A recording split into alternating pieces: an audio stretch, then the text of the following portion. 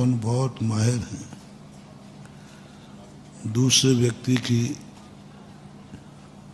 अच्छाइयाँ बुराइयाँ देखने में अपना ज्ञान निपुण है। दूसरे के अंदर छोटी छोटी बुराइयाँ भी हमें दिख जाती हैं, लेकिन स्वयं प्रकाशी ज्ञान नहीं हो पा रहा। और सबसे बड़ा ज्ञानी कहलाता है जो पुण्य के उदय से मिली हुई वस्तु स्वयं का ही वह उपयोग न करे और दूसरे लोग उसका लाभ लेते जावे। बहुत बार ऐसा हो नहीं रहा, ऐसा ही हो रहा है। हमारे जीवन में बहुत सारी जिंदगी में हमसे दूसरे लोग लाभ ले रहे हैं, लेकिन हम अपना स्वयं का लाभ नहीं ले पा रहे। दूसरे लोगों के लिए हमसे बहुत लाभ हो रहा है, लेकिन स्वयं की ऐसी दशा हो रही है जैसे वो मंत्र तंत्रवादी होते ना, दूसरों की किस्मतें बनाते हैं और स्वयं की किस्मत का कोई भरोसा नहीं। ये जितने जोशी होते हैं ना, ये दुनिया की सब बातें बताएंगे, तुम्हारा ऐसा हो जाएगा, तुम्हारा ऐसा हो जाएगा, लेकिन ये स्वयं के संबंध में कुछ भी नहीं जानते। काय का ज्ञान है? हम दूसरों को बता रहे हैं कि तुम्हारी ऐसी किस्मत है, तुम्हारी ऐसी किस्मत है, तुम ये करो वो करो, और स्वयं की किस्मत को नहीं बांच पा रहे। डॉक्टर हुआ, वैद्य हुए, ये कई बार ऐसे मूर्ख वैद्य डॉक्टर बन जाते हैं, सारे दुनिया का इलाज करते हैं और स्वयं बीमार पड़े रहते हैं। ऐसे ये ज्योतिषाचार्य होते, चौराहों पर बैठकर लेंस लगाकर तुम्हारी रेखाएं देखते फिरते हैं और कहते हैं तुम्हारी किस्मत में ये लिखा ये लिखा, और स्वयं कहते भैया 1.25 रुपया तो दे दे। क्यों नहीं जान पा रहे? उसका मूल कारण है कि हमने जो भी ज्ञान प्राप्त किया है आजीविका के लिए प्राप्त किया है। जब जब स्वयं की वस्तु स्वयं के काम ना आवे, समझ लेना चाहिए हमने उस वस्तु को पाने के समय संकल्प किया होगा दूसरों के लिए। पूज्य उमा स्वामी महाराज ने एक निर्देश शब्द का प्रयोग किया। कार्य करते समय तुमने किस उद्देश्य से कमाया है? तुम आर्यखंड में क्यों जन्म लेना चाहते हो? तुम मनुष्य क्यों बनना चाहते हो? तुम जैनी क्यों बनना चाहते हो? ये पहला प्रश्न है। और तुमने यदि इसके लिए कहा हो कि मैं इज्जतवान बनूं, तो तुम इज्जत तो कमा लोगे, अच्छे बाप के पैदा होगे, लेकिन स्वयं इज्जतवान नहीं बन पाओगे, क्योंकि तुमने तो गुण मांगे ही नहीं है कि मैं अच्छा आदमी बनूं। तुमने तो ये कहा है कि मेरी सारे जगत में इज्जत हो, चाहे भली मैं कितने गंदे कार्य करूं। तुमने धन कमाया ही उद्देश्य है भोग विलासता के लिए। पूज्य रविशरण महाराज ने श्री पद्म पुराण जी में लिखा कि रावण इतना सब कुछ पाने के बाद उसके धर्म के परिणाम क्यों नहीं हुए, दान के परिणाम क्यों नहीं होते? पापियों के इतना धन होता है, इतना उनके धर्म के भाव होते क्यों नहीं? कई लोग परेशान हैं महाराज, उनके भाव होते हैं जो कर नहीं सकते। मंदिर बनाने का उनका भाव होगा जो बना नहीं सकते। जो बना सकते हैं वे क्यों नहीं बनाते? उनके परिणाम क्यों नहीं होते? हमने इसको खोजा शास्त्रों में। आखिर क्यों? वो समर्थ है, क्या वो नहीं जानता है कि ये कार्य अच्छा है? जानता है। क्या उसके मन में भाव नहीं आता? आता है, लेकिन वो बनाएगा नहीं। उसका भाव नहीं होगा। कहेगा अच्छा है, बहुत अच्छा है। अमीर आदमी से पूछना भाई धर्म करना है, बोले बहुत अच्छा है। तो मैंने सोचा जब ये समर्थ है, ये चाहे तो मंदिर सोने का बना दे, ये चाहे तो अकेले ही मंदिर बना दे, तो भी कमी आने वाली, फिर भी क्यों नहीं हो रहा। रावण सोने की लंका बना सकता था, क्या सोने का मंदिर नहीं बना सकता था? कोई फर्क नहीं पड़ना, कुछ भी फर्क नहीं पड़ता, बना सकता। जब फर्श में और जूतियों में रत्न जड़ सकता है तो रत्नों की मूर्ति क्यों नहीं बना सकता? बना सकता था, लेकिन भाव नहीं हुई। मैंने क्यों? तो खोजते खोजते पूज्यवर उमा स्वामी महाराज ने इसका समाधान किया कि उसके परिणाम नहीं बनेंगे, क्योंकि उसने धन ऐसो आराम के लिए चाहा था। उसने कहा मुझे ऐसा ऐसो आराम चाहिए, उसके धन चाहिए। जब उसने पूर्व में धन मांगा था तो ऐसो आराम के लिए मांगा था, अय्यासी के लिए मांगा था। और जब उसने इसी के लिए तपस्या की है, इसी के लिए मेहनत की है, तो फिर ऐसे जीव के परिणाम कभी धर्ममय होंगे ही नहीं, उसके परिणाम तो पाप के ही होंगे। कमाते समय ये परिणाम था रावण का। इसलिए उसके सब शरीर में ताकत चाहिए, तो किस लिए चाहिए? खूब तपस्या की, खूब सेवा वैयावृत्ति की, बहुत सेवा, इतनी सेवा वैयावृत्ति की है रावण ने, उस कारण से उसको शरीर वज्र का मिला। क्यों? तपस्या की है। लेकिन चाहता तो उसी वज्र सम नाराज संगम से केवल ज्ञान प्राप्त कर सकता था, जिसका अध्यब से वो नरक गया। बहुत बहुत सेवा वैयावृत्ति की।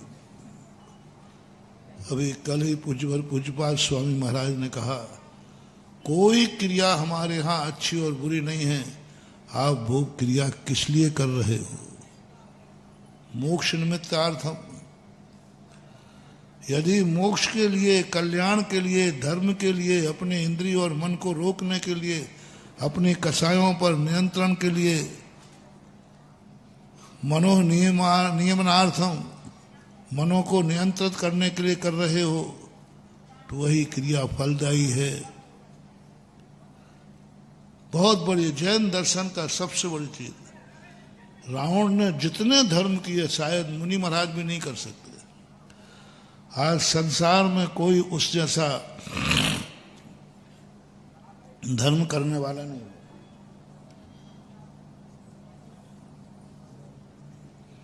एक भी उदाहरण नहीं मिला, न जैन दर्शन में न वैष्णव दर्शन। आज तक किसी ने शीश काट काट के पूजा नहीं की, किसी ने अपने हाथ की नस निकाल करके पूजा नहीं की। क्या गजब का! सब किया, लेकिन किस लिए किया? धम्मम भोग निमित्तम। आप लोग भी धर्म करते हो संसार बढ़ाने के लिए, भोग विलासता के लिए। मैं बार बार यही सोचता हूं कि आप लोगों के मनुष्य पर्याय पाकर, सब कुछ पाकर के आपके धर्म परिणाम होते क्यों नहीं है? क्यों आप जानबूझ करके कुएं में गिरते हो? क्यों अंधे बने रहते हो? इतने मूर्ख नहीं हो कि तुम्हें समझते नहीं हो, इतने मूर्ख नहीं हो कि तुम हमारी बात नहीं समझते हो। और मैं तो ठेठ हिंदी में भी समझाता हूं, और मेरी बात ही जिनको समझ में नहीं आई, समझ लेना, फिर वो कहीं समझने वाला नहीं है, क्योंकि मैं तो भी तुम नहीं समझ पा रहे। सब तरफ देख रहा हूं, हाँ हाँ कहोगे भैया मैं बुरा बोल, नहीं नहीं आप तो बुरा बोल ही नहीं सकते। तो फिर महाराज जी अब थोड़ा नमस्ते महाराज हम जा रहे हैं, हाँ हाँ कहते ना कह देता है, सब सही है, सब ठीक है, सब सही है, सब ठीक है महाराज जी, लेकिन महाराज जी नमस्ते मैं जा रहा हूं। अरे भाई कहाँ जा रहा है? अभी तो तू कह रहा था सब बेकार है।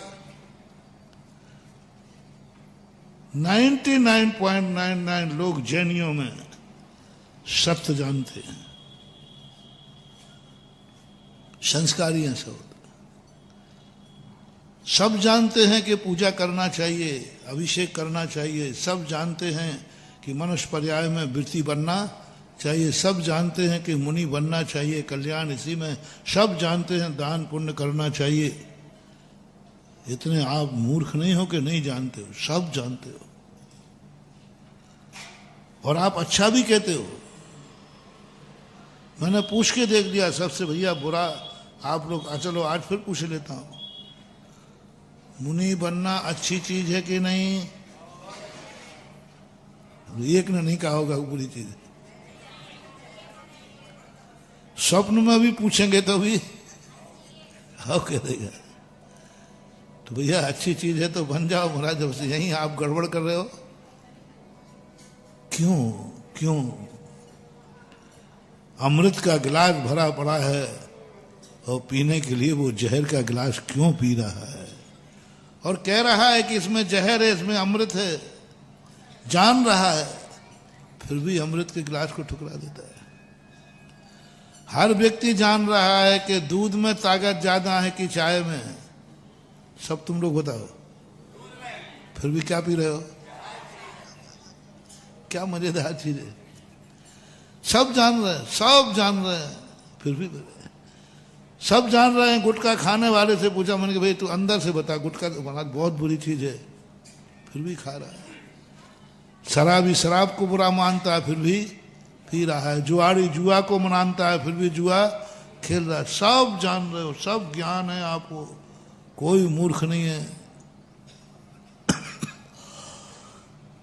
लेकिन फिर भी मैंने इसकी खोज की है। कई बार तो आप लोग कह देते महाराज जी मन बहुत होता है, लेकिन पता नहीं क्यों भाव बिगड़ जाते हैं। आप प्रवचन देते हो तो ऐसे लगता है कि प्रवचन में उठ के श्रीफल चढ़ा दें कि महाराज प्रवचन बाद में करियो, पहले हमें दीक्षा दे दो। ऐसा भाव भी प्रश्नों में आ जाता होगा। ऐसा कई लोगों ने कहा महाराज ऐसा भाव आ जाता है, बिल्कुल अभी ले लें काल करन से, अभी कर लूं अभी। लेकिन पता नहीं महाराज जैसे प्रवचन खत्म हुआ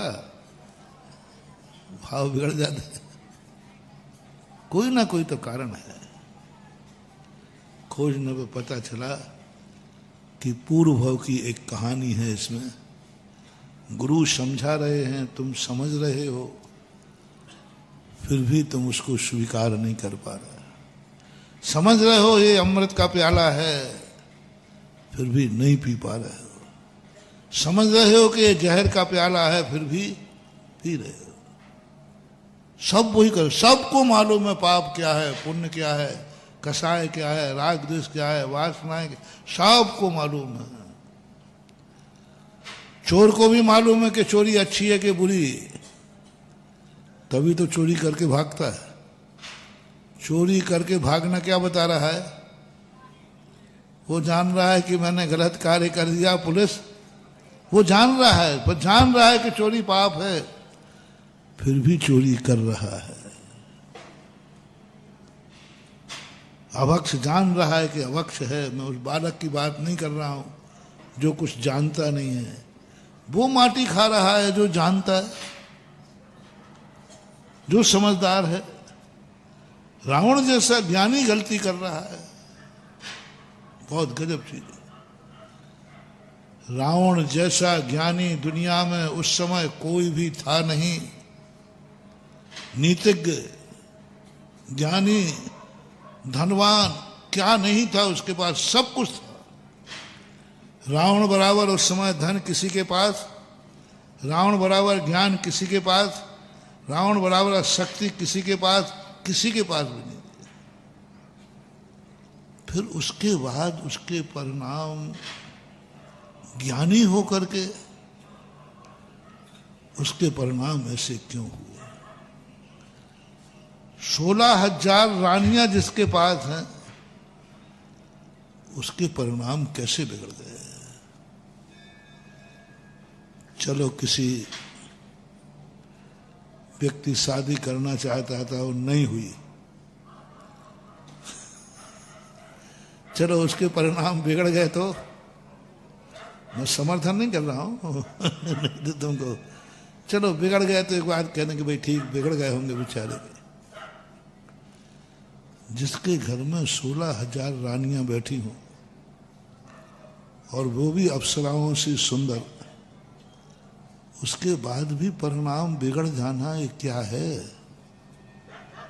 रावण इतना मूर्ख है, वो नहीं जानता कि जो 16,000 में तृप्त नहीं हो पाया वो 16,001 में और क्या तृप्त होगा। मंदोदरी ने यही तो कहा, तुम्हारी वासना अभी 16,000 में तृप्त नहीं हो पाई तो एक को पाकर क्या करोगे?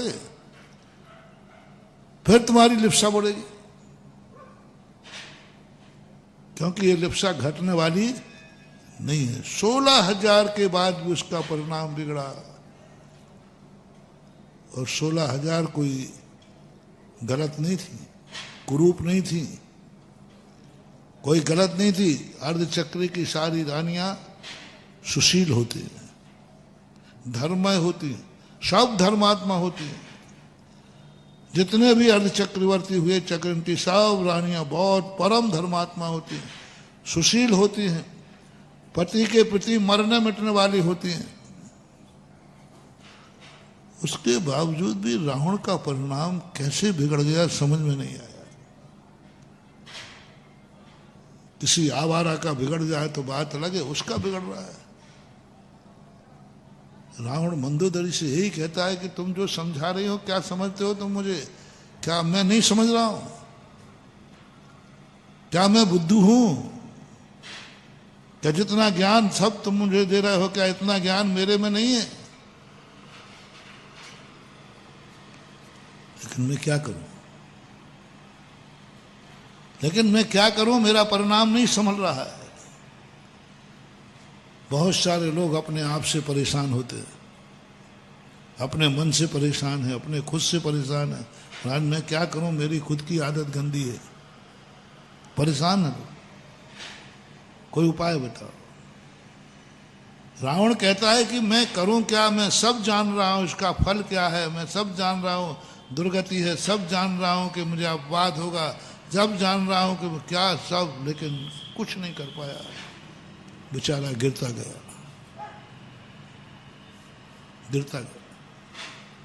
आजकल आप लोगों को हम मूर्ख नहीं मानते, ज्ञानी मानते, क्योंकि सब समझदार बैठे हो।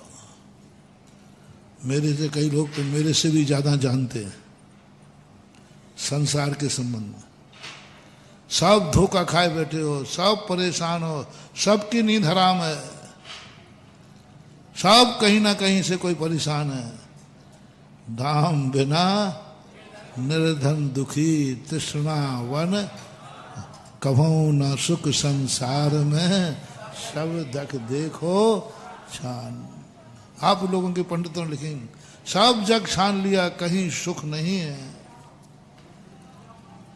फिर भी लोग उसी तरफ जा रहे हैं, फिर भी तुम्हारा मन उसी तरफ जा रहा है, फिर भी तुम्हारे मन में शांति नहीं है, फिर भी तुम्हारा मन बिगड़ जाता है। क्यों ऐसा क्यों हो रहा है?